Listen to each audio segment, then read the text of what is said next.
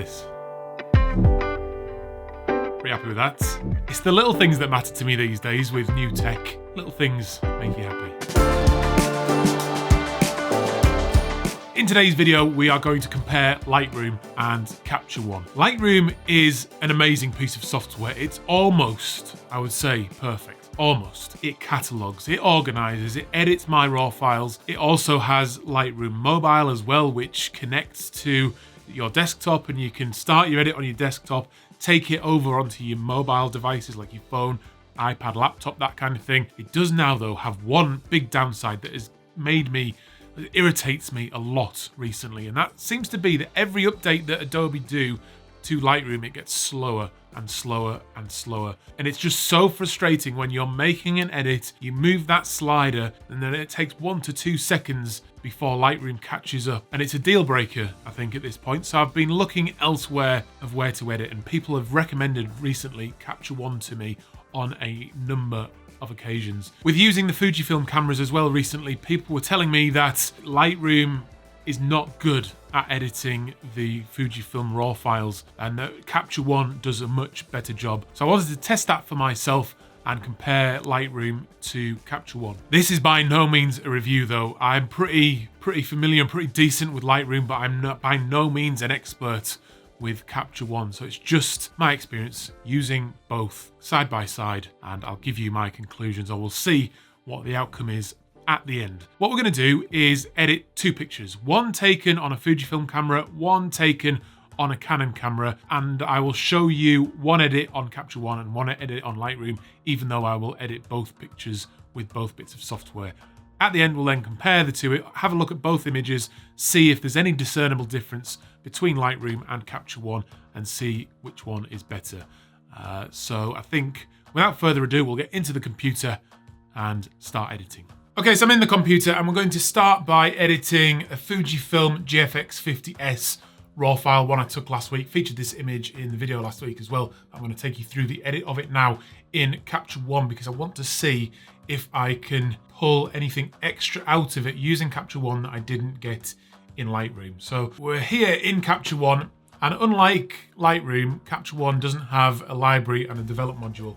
It just has the images down the side once you've imported them here, and then when you select that image, which I have done with this one, it just puts it into the main window, and we can start editing from there.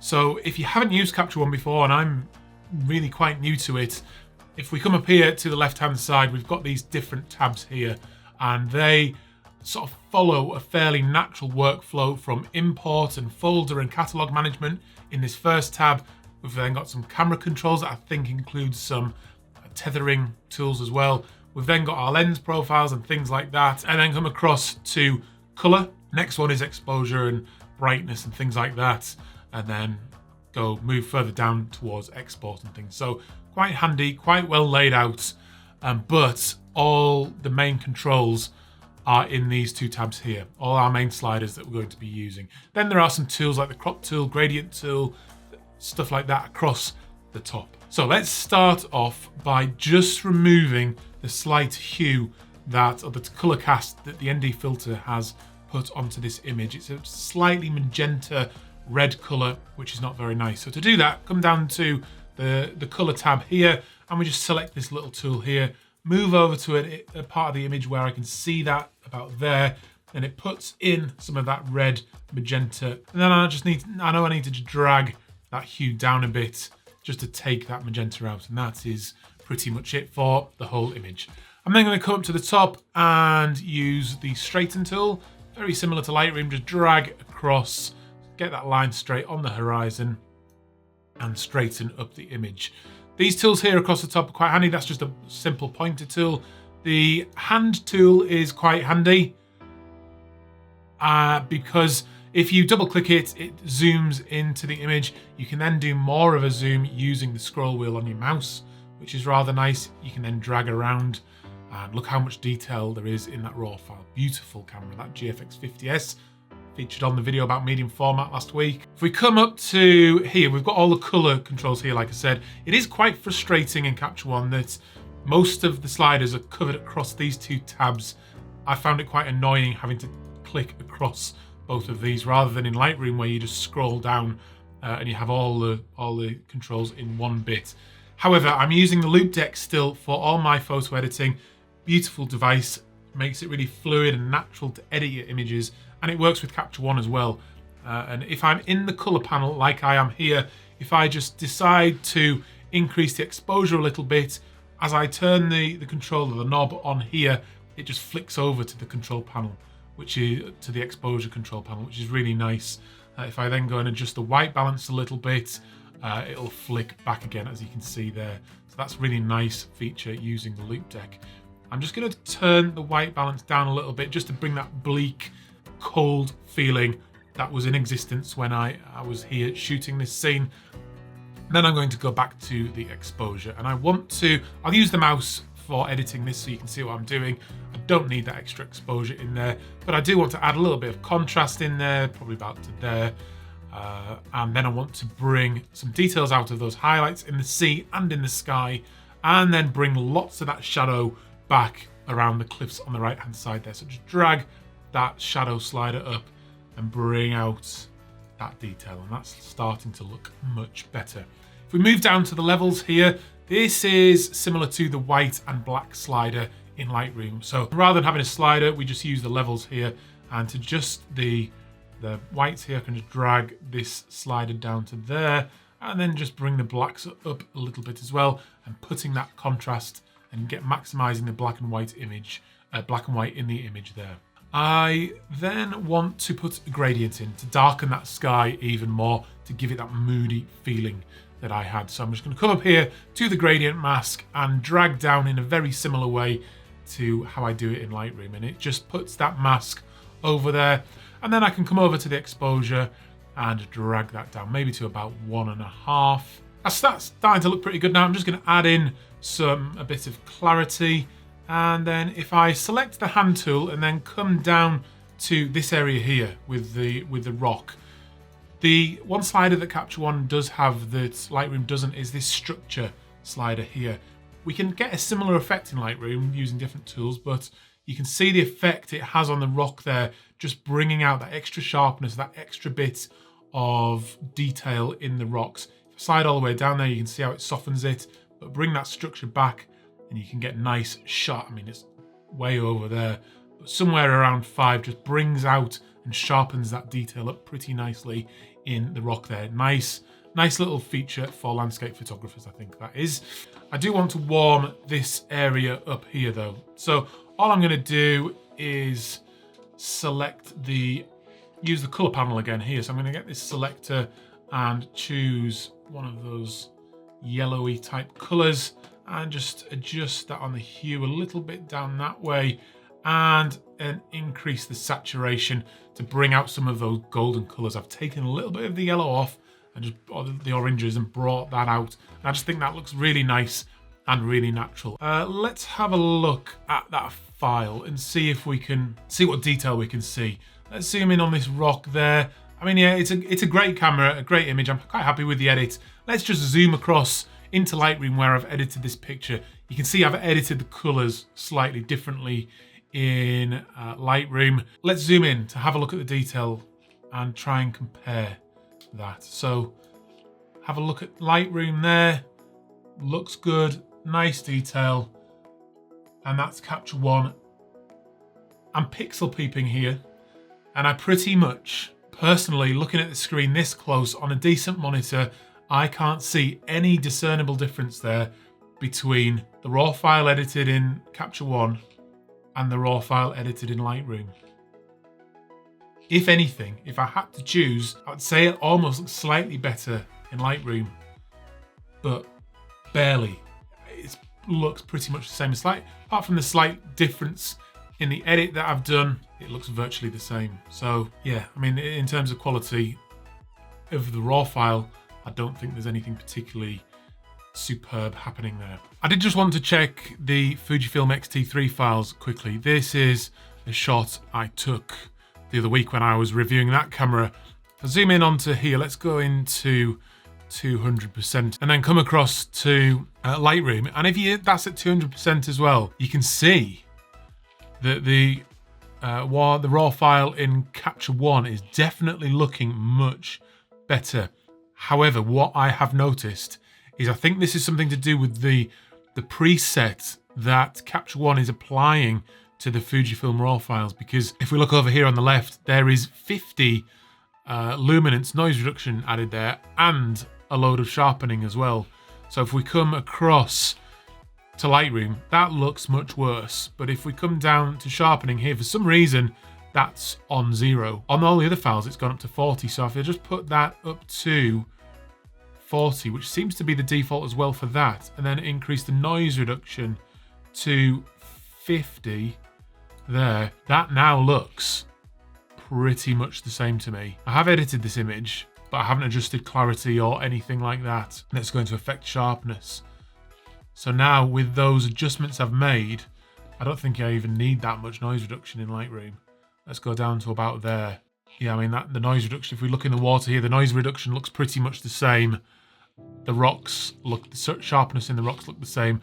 So I think it's maybe looking better when you initially import because of the way that Capture One is treating those Fujifilm X-T3 files on import. Right, now let's edit a picture in Lightroom. I'll do this much quicker because I'm much more familiar with Lightroom. I'm just gonna zoom through, add in some contrast, bring the highlights down, shadows up, whites look okay, bring in the filter from the top and drag that sky down. I'm just gonna add in a little bit of magenta to that as well, a little bit of warmth as well.